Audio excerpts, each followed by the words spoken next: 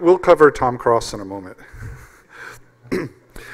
So thanks so much for coming. It's really a pleasure to have a chance to speak with you all. Some of my personal heroes in the audience and future personal heroes in the audience. I really appreciate, we both really appreciate you coming.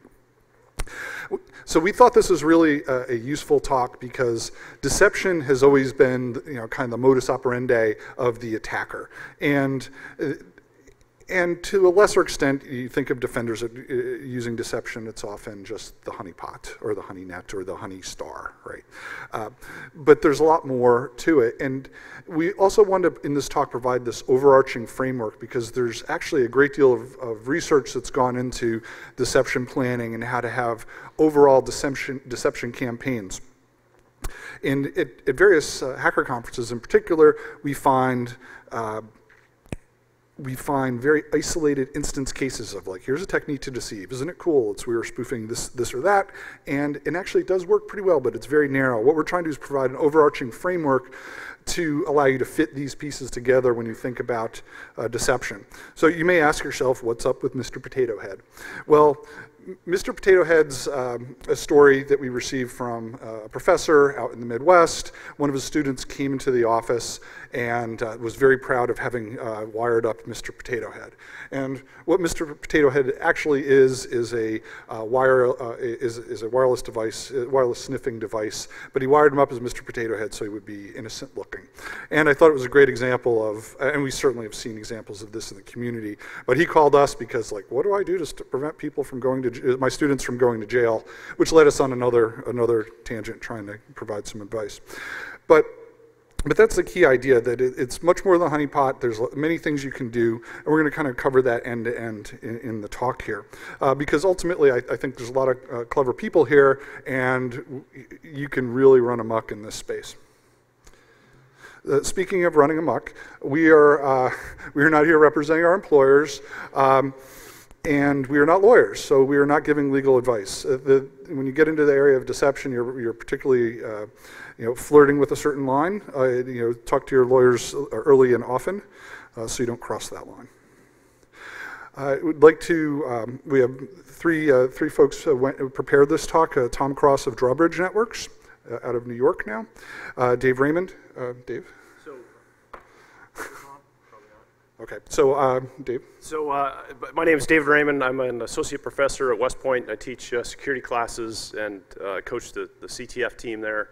Also a 25-year veteran in the Army, so we sort of captured some lessons in Army operational planning that we're going to also integrate into this talk.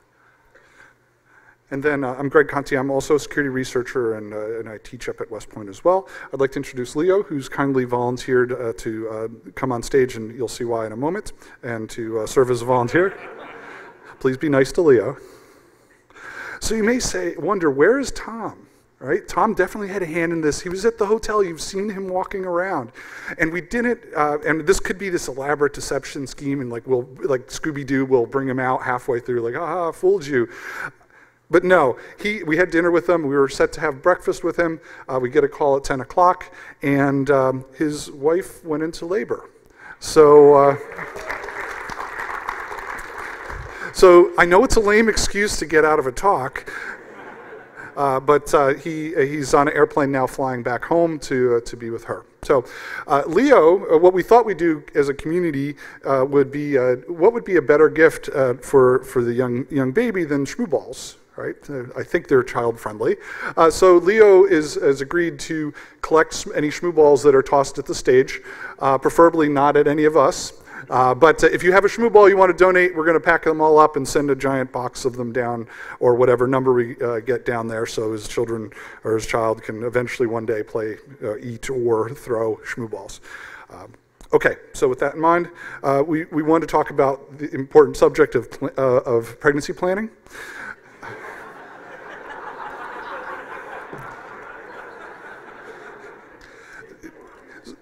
And so just think about it, that the avoid date is your favorite con date minus 266 days. We've done the math. And I mean, so yeah, and we're not doctors, okay? So I went on and found the average period of a pregnancy, talked to your own medical advisor about your specific dates to be concerned with. But DerbyCon, particularly concerning, you know, you want to avoid New Year's Eve in particular. That's a bad time. And then we've provided other dates in the general formula to use. And remember, this isn't just a one-off event. You could find yourself in a position, like say your child is born during DEF CON, for the rest of your life, you have to fight your significant other about leaving your child's birthday. So just keep that in mind. Okay, back to our regularly scheduled talk. We have to give Tom a problem. Yeah, and I already mentioned the baby glyph collection, so anytime during the talk, feel free to throw ShmooBalls up here, and we'll send them down. All right, now, for those of you who aren't familiar, this is the honor code of West Point. A cadet will not lie, cheat, or steal. We've found that actually when you invert each of those activities, then interesting security principles emerge. And we gave a talk earlier, several years ago, on the lessons of the Kobayashi Maru, which was using cheating to teach people to think like an adversary. We've inverted the lying aspect in this talk to look at deception, and we leave stealing for future work. It's useful to think, though, in terms of definitions surrounding the space. You've probably heard some of these. Often linked together are denial and deception. Denial is the idea of blocking the outflow of information, so an adversary doesn't have access to it. It's blocking the outflow of true information. Deception is outflowing or leaking information that is deliberately false, trying to convey some perspective. And then false flag operations, typically covert. They're designed to deceive and make it look like someone else did that. And you know, there's been a lot of discussion around, say, you're a major film provider and you're hacked. If you know how that would have went down. Okay, so why is this important? Already talked about that. We believe it's a powerful but underutilized tool. It could be useful for detecting insider threats, depending on how you construct it. And there's this full range of effects that you can have on adversaries, and we'll get more into that in a second. But the idea is, an effect is some outcome, some event, some activity that occurs, or some impact you have. It doesn't matter so much necessarily how you do it. There are many ways to accomplish a desired end state, but what you want, that end state, is the effect. And deception is one way of having, is one mechanism to have a whole wide range of effects. It'll make more sense in a second. And you think about the use of deception, I mean, it can be very powerful, particularly in the context of attribution. And you'll see claims made of how different attackers were attributed that you think, you know, if they're using deception, a lot of these are relatively easy to deceive and change and impact the potentially the attribution. Decisions or knowledge that's being shared. Just a couple of examples here. I'll read one. The idea of a particular form of malware was compiled in a Russian language build environment and was during the Moscow time zone. So I would think an adversary could certainly deceive there, right? And again, we're making some pretty significant decisions potentially on some pretty thin and very susceptible to deception type data. For those of you that's interested, like I mentioned, I believe, that this is actually a well-studied subject in the military. That deception goes back a long way. There's entire manuals written on it, as well as books available. Two that are available for free is Military Deception. It's a joint publication, so it includes all the services. And then there's an older document as well that digs in, and numerous others. But if you're interested, they're actually pretty well written, and I would encourage you to take a look. And then, importantly, say, okay, this is how they do it in a military context. How can I map this over to the computer security context? And as you're walking through these concepts, or as we walk through them, we're going to definitely try and map them over to this domain, the computer security domain. But as you're thinking, hey, this would be cool to do, you have to think about the adversary that you're potentially squaring off with. What's your skill level? What's theirs? And what resources do you have available? And ultimately, is it legal? Do you have buy-in? And I think this is important because the idea of focus, where's your focus? What's your target for the cyber deception? And I say to cyber, I say cyber, and I acknowledge that it's a DEF CON recognized award-winning term. But for better or worse, it has to be used, and I will try and minimize its use for those that but we are aware that it is what it is. Okay, but anyway, in terms of you can deceive the human, you can deceive the code they use, or the tool set that they use, because the code embodies certain decisions, certain knowledge that can then be played upon. And importantly, and it varies depending on whether you're trying to deceive the attacker or the defender. So this is one way we thought about it, and you can divide kind of your thinking. But as we walk through examples, think about how would I attack the defender, the human, attack the defender, the tool set, and attack the attacker, the human, and the attacker's tool set. That's a good way, I think, to break this out. Okay, talking about effects.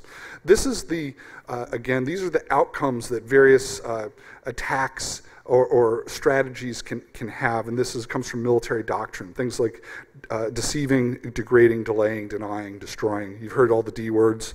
It's like they went through the dictionary and went through the entire D section of the dictionary to find every appropriate word, and then a random smattering of others. But here, the idea of deception, it can be either in whole or in part, can have the ability to delay someone's activities, perhaps delay their code, or delay the human decision maker. You can deny them certain information through deception, perhaps. Well, actually, you could cause them to destroy certain information, disrupt their activities, and it goes on.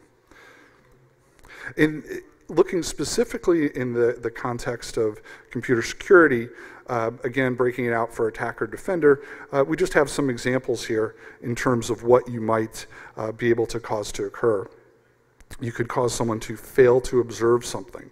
You could cause someone to reveal an attack or waste their time. You could cause them to underestimate your capabilities, either as an attacker or a defender, disengage, induce them to thinking that their attack has been completed. And that actually, I think, is quite important when we were talking about this with Tom, that if you're going against an attacker that really isn't going to stop until they feel like they've achieved their mission, maybe you should help them feel like they achieved their mission, whatever that mission might be. And then cause misattribution, like I mentioned earlier. But just, again, some examples. A related aspect of this kind of flies in the face of the no security through obscurity mantra, but I think there is, I mean, certainly we understand that there are issues with security through obscurity, but deliberately creating the obscurity can work to your advantage, particularly if it's well thought out. And again, when you're thinking about deception, that much of what we do, the hands-on keyboard work, really that's the tactical level, right? Like I found this really cool way to deceive someone. You know, an obvious example would be like browser agent strings, right? You can deceive them as to what browser you have, or really low-level things as you know, what services you're running on particular network ports. But if you think about it and you move it up to the organizational level or even larger, that you can have wider deception campaigns or activities that are all interconnected. Because if you do something and there's a flaw in your story that you're telling, if you haven't kind of shaped the entire story, then someone can see through what you're doing potentially pretty easily. For example, if you are doing something on the network and at the same time you've got a sysadmin on the network on the blogs asking questions for how to troubleshoot the exact opposite of the system you claim to have, that could be bad. So anyway, it's useful to think up that stack from tactical, operational up to strategic in terms of your objectives and your organization. Maxims. So this comes from the research that we did. We pulled out various maxims and brought them together. But I'd heard the phrase maxim, and I had a general idea what it meant. But I looked it up and to get the formal definition, and I wanted to share that with you. And this is the first response I got from Google.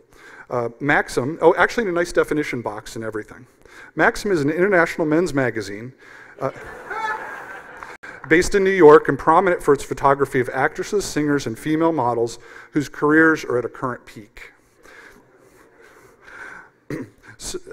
Then after digging, we found the definition we were looking for. It was an expression of a general truth or principle. So that's what we're looking at. And it went on, especially an aphoristic or sententious one. So I don't usually use those in my day-to-day language. We should give out a prize for someone who can define both of those. Aphoristic or sententious, and sententious. Sir, I will give you whatever is in this box. They told me is gift swag, if you can define both. I'm not going to try. Okay.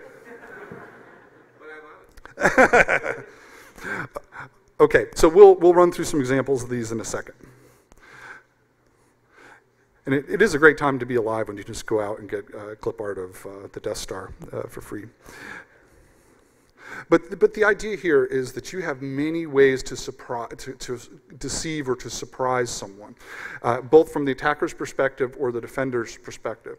The military tends to think in terms of military units that are reported on the battlefield and they move around, and they could be surprised in terms of the size of the unit, the activity it's up to, the location, where it is, when it arrives, the equipment it has. But I think you can map that over to our domain pretty readily. For example, you could surprise them as to who you are, what you're after, where you're coming from, your technical skill level. Those are all things that you can dial in or help to portray a certain image that you want. In terms of the defender, it might be surprising people in terms of the security stack that you're using, the hours that your security operations center is run, how the incident response team communicates, which we'll get into an example on that in a second.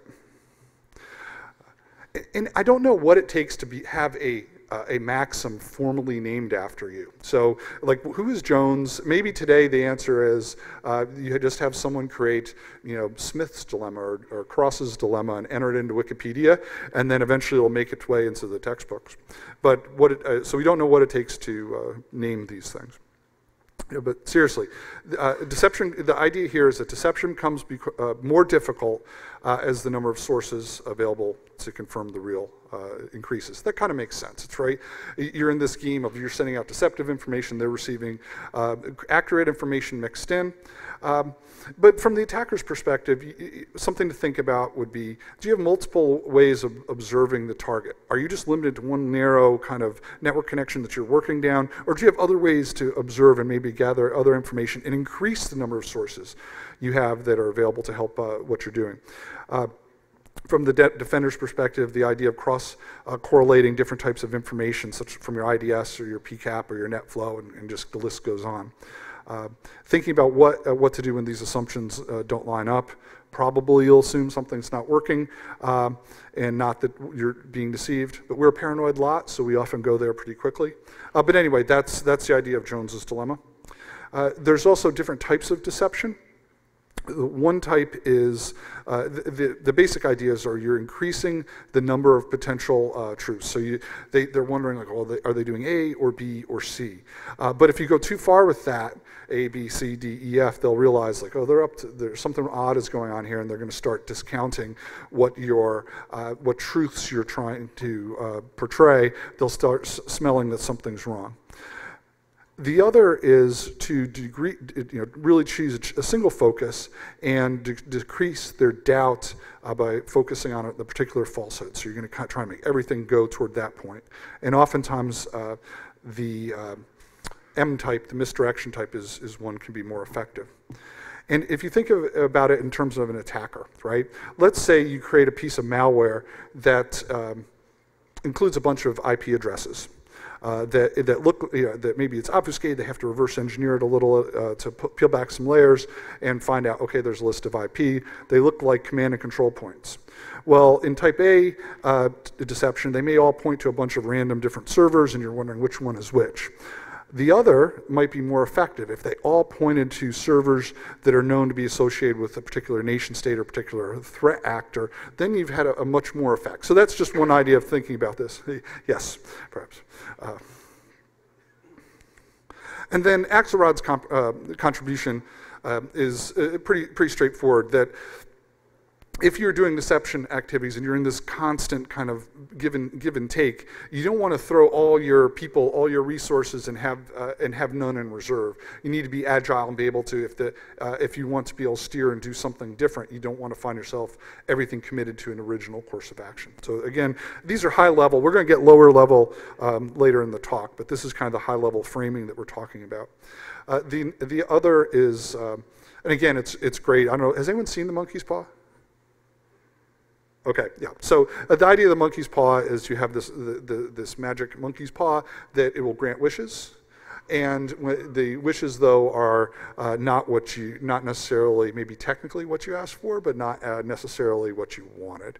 And that can happen with deception operations if you're not careful. And you can see that perhaps in penetration tests, right?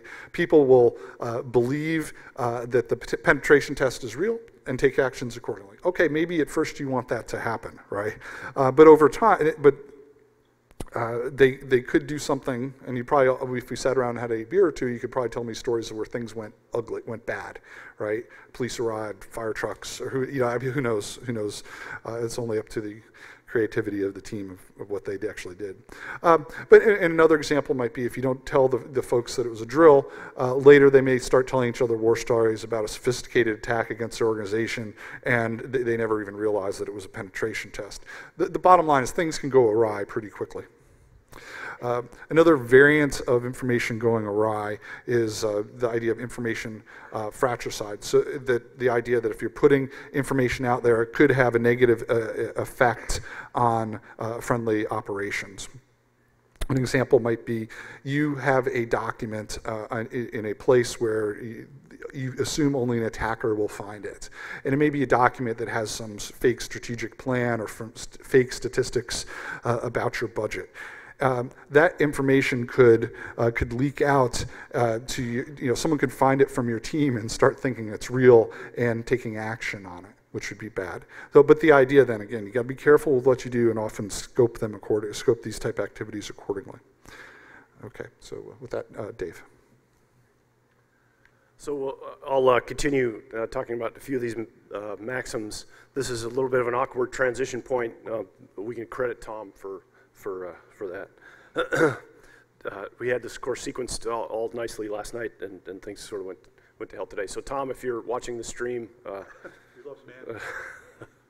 so don't make it too easy, right? So in your deception plan, if it's too easy for your adversary to capture the thing that you're trying to allow him to capture, he's likely to disregard it.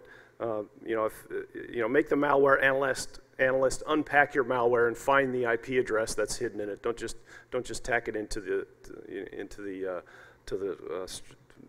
stream of data that he can easily find. You want to make it challenging so that it seems like they had to work for what they were looking for.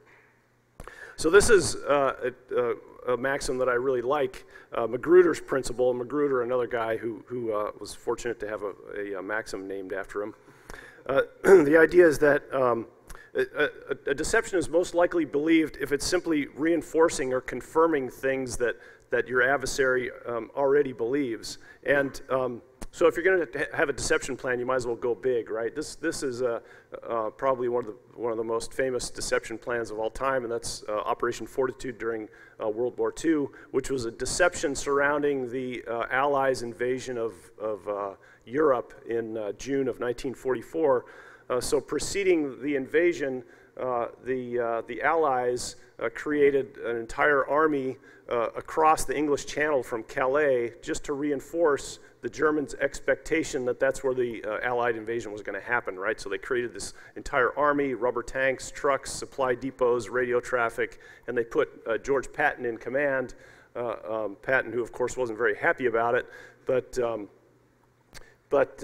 this was all done to reinforce the Axis powers notion that, hey, this attack is going to come at Calais. And even after this was happening on Omaha Beach in early June of 1944. The Germans were still defending Calais, expecting the main invasion to happen up there. So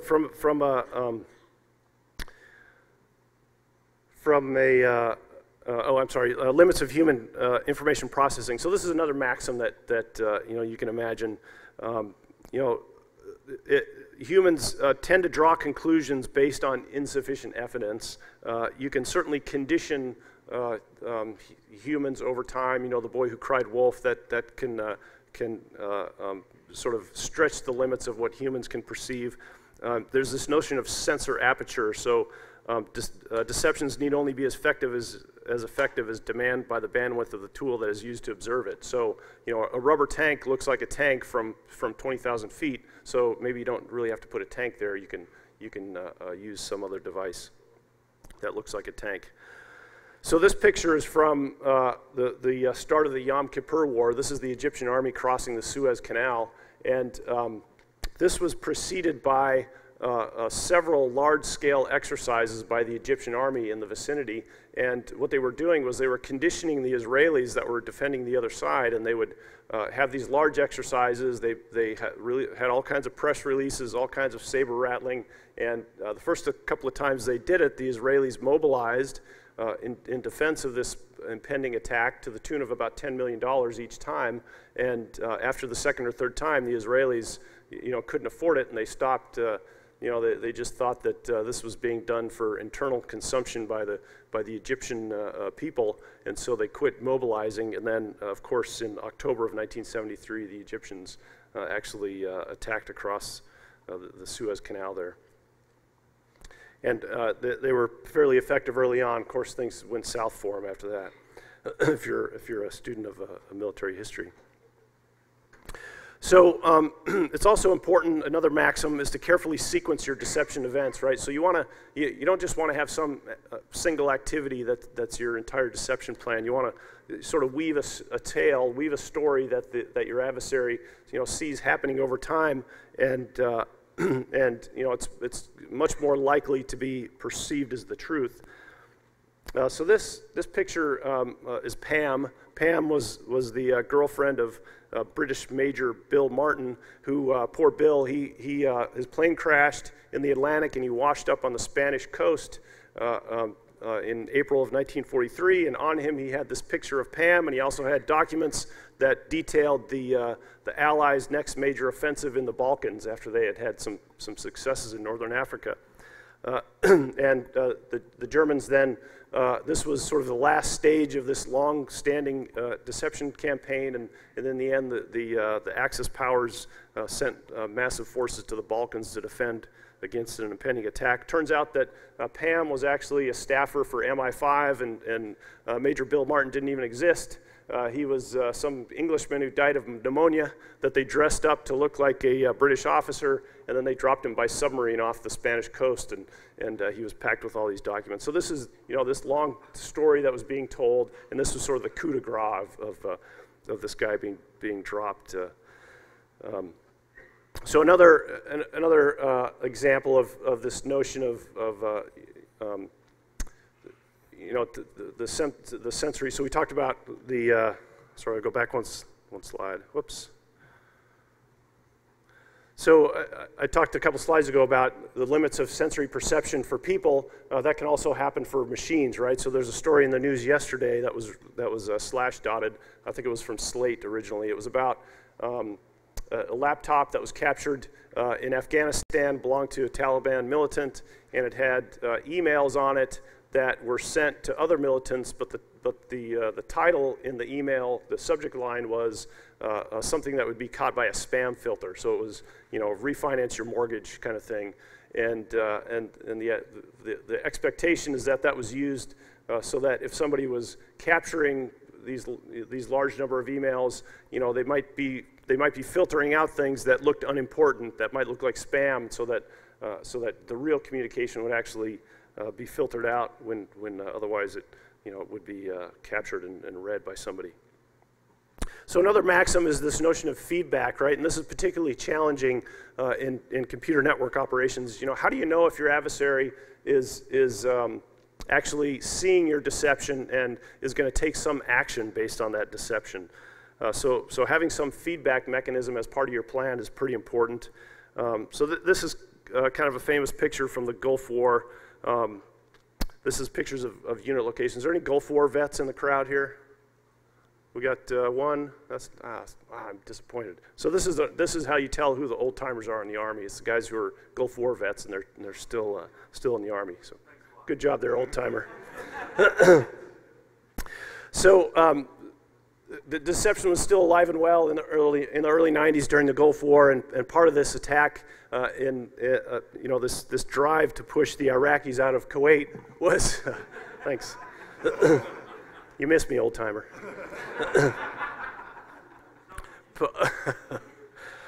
So part of this plan was a pretty major deception operation in the Persian Gulf. The Marines spent several weeks rehearsing amphibious operations to deceive the Iraqis, to make it look like they were going to attack along the coast instead of attacking over land from Saudi Arabia. And the feedback loop for the coalition forces was that they were able to observe using aerial imagery and satellite imagery. They were able to see Iraqi units move from the Saudi Arabian border along the coast there. And then, of course, when the attack actually happened, it was the coalition was able to win in just a couple of days of fighting. So pretty effective deception action.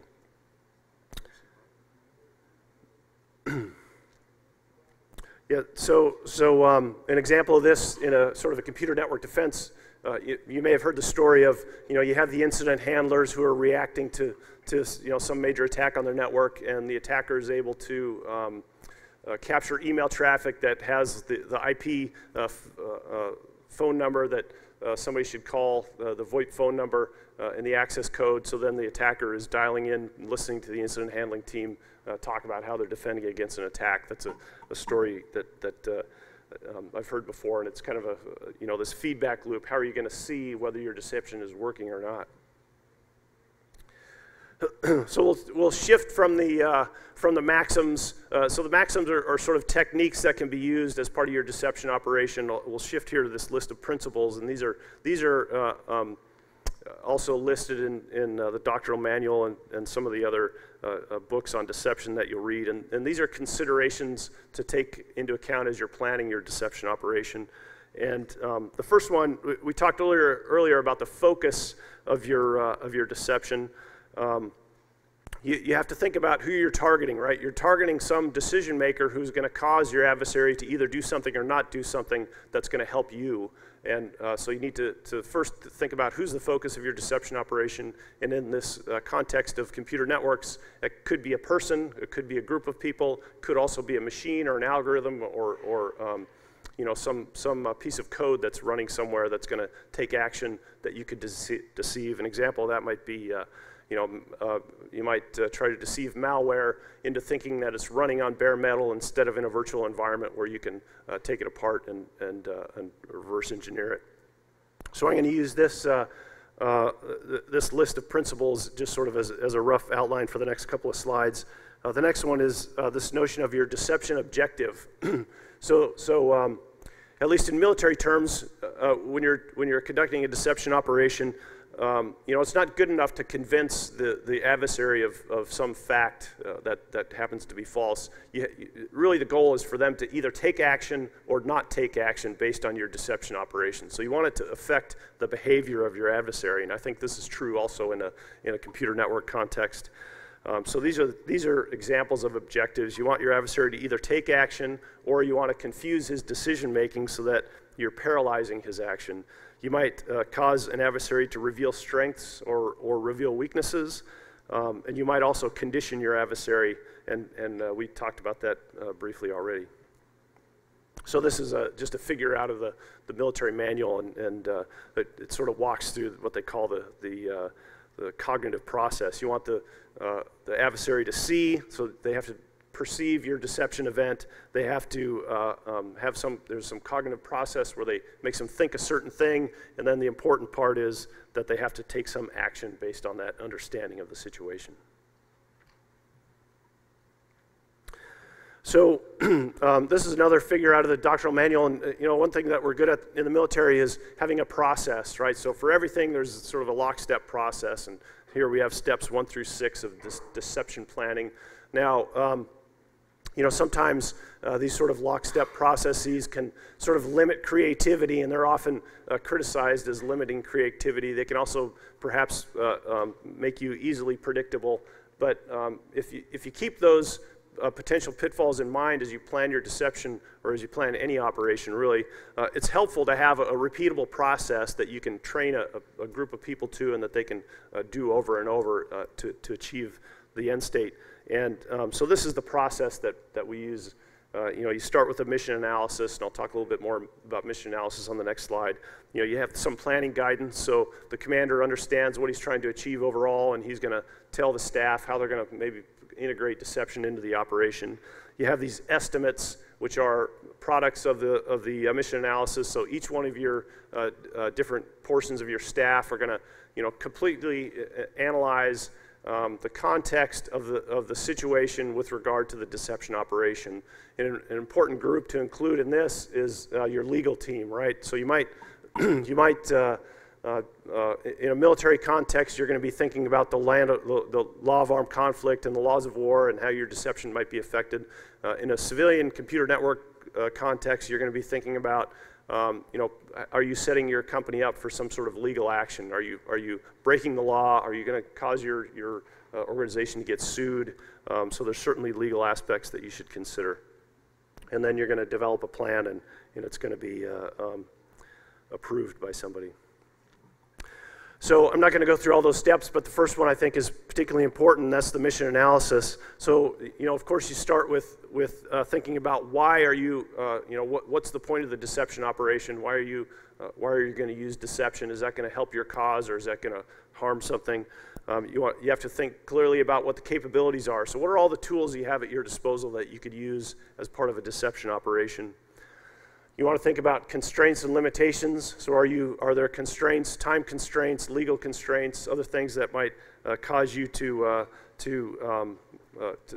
that might limit the ability of you to use your deception? And then what assumptions are you making? So you have to make some assumptions about the adversary and how they're going to perceive your actions and what actions they might take based on that, and that's important to keep that in mind. And then finally, there's this risk assessment step.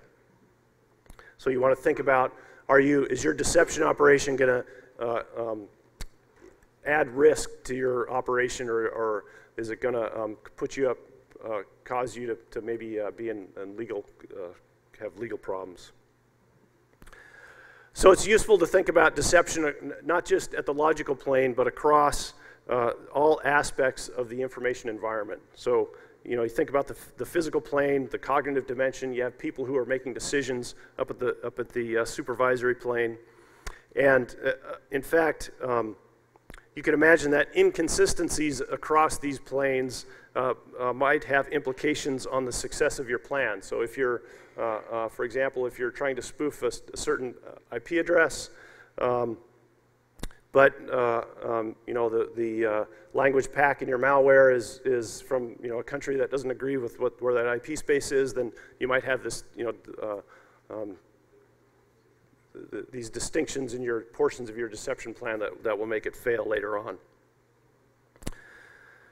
So lots of potential techniques that could be used for deception, and here's just a list of them here. You can modify log files. There's phishing, spam, social engineering, honeypots, watering hole attacks, forged certificates, lots of different tools you could use for deception. And so here we just sort of lay these different potential deception techniques out along the planes of cyberspace. So starting at the supervisory plane, you might use phishing or spam to fool people who are using systems. You might use some sort of reverse social engineering, right? So you get the call from the Nigerian scammer, and somehow you're able to reverse engineer that guy to the point where he's sending you money instead of you sending him money. At the cyber persona plane, you could have fake user accounts, you could have fake social media accounts, all kinds of room for deception at the persona plane. The logical plane, that's where we sort of normally think of deception with like honeypots and you know, spoofed IP addresses and spoofed data in malware. At the physical plane, you could have fake wireless hotspots, spoofed transmissions. As the attacker, as a defender, you might have you know, fake insecure hotspots in your network. You know, same thing, spoofed transmissions. And then at the geographic plane, there's some things you could do for deception operations. It's also important to consider all aspects of the information operations environment. So in the military, we think of information operations with several different components. The first one is electronic warfare, and that is you know, taking action on you know, locally on radio frequency transmission. So you might try to block transmissions, or you might eavesdrop on radio transmissions or on network transmissions. Computer network operations is just computer network attack and offense. Military information support operations is, that's the new term for PSYOPs, so psychological operations. This you might think of as your marketing staff, right? The PSYOPers, they say that you know, we don't want to be part of your deception operation because we only tell the truth, which may or may not be the case for the PSYOPers or for your marketing team. But what you can do, though, with the PSYOPers, even though, by golly, they're going to tell the truth, you can use those truths as part of your deception operation. For example, if you're going to conduct, if you want to deceive an adversary into thinking that some unit is going to conduct an operation in a particular area, you could start releasing information about capabilities of that organization or capabilities about particular weapon systems just to reinforce their notion that that unit might be used in that particular situation. And then finally, an important consideration is operation security, right? So just like any other operation or just like any other defense of your network, you want to make sure that that you use operation security and that you don't release information about yourself that you shouldn't be releasing. So a great example of that is, this is a screenshot you may recognize from DEF CON last year. So at DEF CON, Hack 5 was there selling pineapples, and you know, Wi-Fi pineapple is a device that it spoofs a network access point, right? So really, it spoofs every network access point. So you know, you turn it on and you connect it to your computer, and anybody who's trying to connect to Wi-Fi is likely going to connect to your pineapple. Turns out there are some security vulnerabilities in the pineapple firmware, and so somebody was at DEF CON basically hacking pineapples, and this message was shown. Just the first paragraph there. You just got popped with some O'Day shit. Mess with the best, die like the rest. Should've just bought a T-shirt. He actually fixed it. That was in our hotel room. Awesome, cool. Hey, you get the. I think you get the bottle for that. Yeah, you get the bottle. Would you now? Yeah. Come on down, I'll give you the bottle. I'll throw it when we go.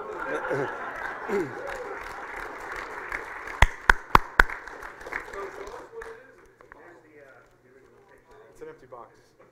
Hey, awesome. Thank you. Cool, thanks. We haven't actually looked in it, so we We don't know what it is. Yeah. Just don't plug it into your computer. It's got a USB port. Don't use it.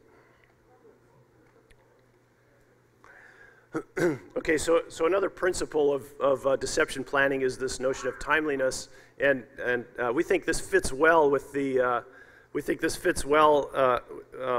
the cyber kill chain, right? So the kill chain is one of many sort of methodologies out there that you can use to think about the sequence of steps that an attacker might have to take in order to penetrate your network. And you know, it starts with reconnaissance all the way up through you know, exploitation and command and control, et cetera. And a deception, a well-crafted deception at the right time in the kill chain just may be effective to break a link in this chain. So we think it's useful to sort of consider this. And then the last one of the deception principles, excuse me, is this notion of integration. So you want to make sure that your deception plan is fully integrated with the rest of your operation. and it really needs to support the overall goal of the operation.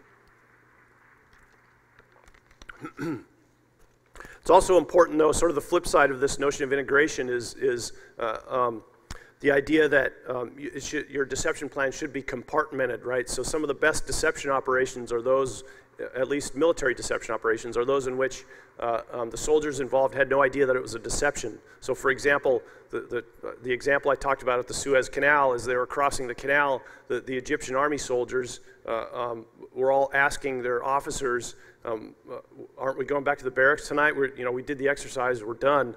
And the officers were, instead they were like handing them ammunition and telling them to put up a pontoon bridge. So there's this fine line between integrating the plan, making sure people understand it, and operations security. And then, so this might be a subject for an entirely new talk, right? So how do you know that you're not the target of a deception plan? There's this notion of counter-deception, or the detection of deception. It's useful to sort of stand back and think, whether you're a network defender or an attacker, when you're being successful, are you really being successful, or is there just a massive deception campaign being lodged against you? So just a couple of conclusions that we'll draw from this. We think that deception is underutilized. It can probably be better integrated into computer network defense if you sort of think about it holistically and don't just sort of tack it on at the end as a good idea by the incident handling team. Make sure your lawyers are involved early and often. You could be setting yourself up for legal action, so you need to be careful. Think in terms of think across the whole spectrum of the information environment. Don't just focus on the logical plane, but think about how your adversary people are going to think about what's going on in the environment, and then think all the way down through how you might deceive code and et cetera. Be careful about deceiving yourself or your coworkers on accident, right? So make sure the right people understand that there's a deception operation going on. And then the thing you want to look for is misplaced trust, right? So people often trust people or things when they shouldn't, and those are great targets for some sort of a deception operation. Lots of great resources out there. I'm sure these slides are going to be made available somewhere. A few talks we list here, some academic papers, some books, the doctrinal manuals that we referenced earlier. So lots of good stuff out there. I like that we made the ShmooBall announcement, because now when people throw them at me, I can just assume that they're giving them to Tom and that they just don't think I'm an asshole. All right, so we're happy. I think we have about 10 minutes to take a couple of questions, maybe 5 minutes, because Sarah needs to get up here and set up her stuff. It's 3:50, right? So just a couple, maybe 3 questions. Yeah, any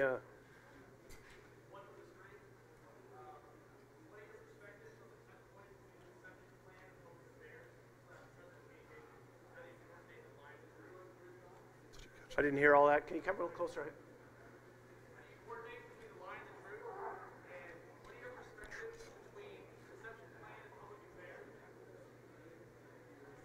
Deception plan and public affairs? Public affairs is supposed to be true.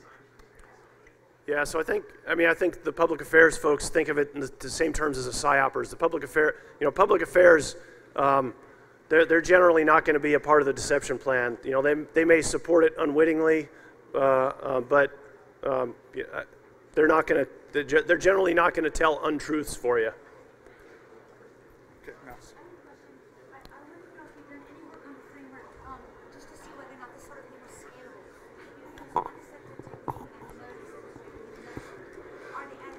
Okay, so we'll take that offline.